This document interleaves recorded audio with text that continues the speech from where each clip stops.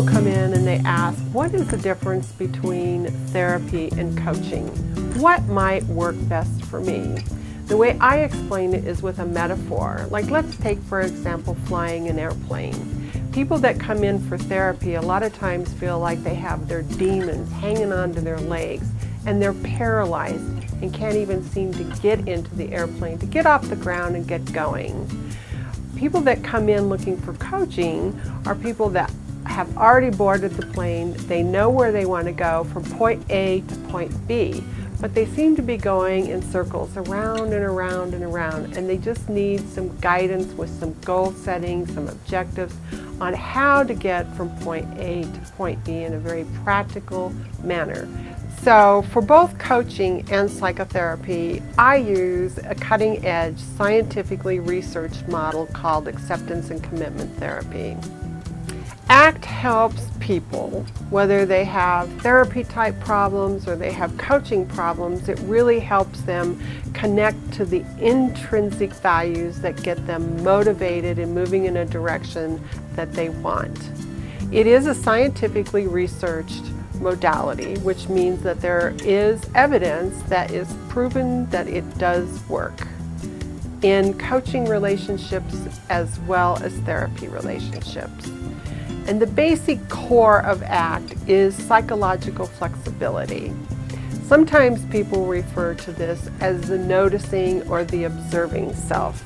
And in that place where we can observe ourselves and our internal and our external workings, we can create a life that helps us move towards our dreams versus away from our fears. So when I say move away from our fears, what I see people doing is fear in general, or things that are uncomfortable, anxiety, insecurity, you're not good enough, you'll never make it.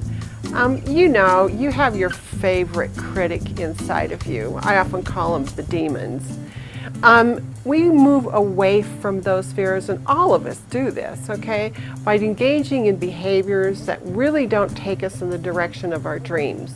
So we may watch TV excessively, maybe even drinking and drugging, maybe engaging in sex, pornography, just things that kind of keep us stuck and paralyzed.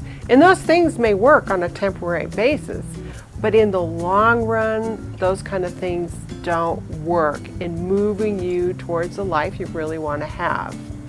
So one of the things we work on is, how do you have all this uncomfortable stuff inside of you and move towards your dreams? And we do that with a skill called mindfulness, or the noticing self, or awareness training. Sometimes it's even been called things like attention to intention. And in that process of being in the observer, the noticing spot, we have the ability, you have the ability to make choices that serve your dreams based on your values and what's important to you.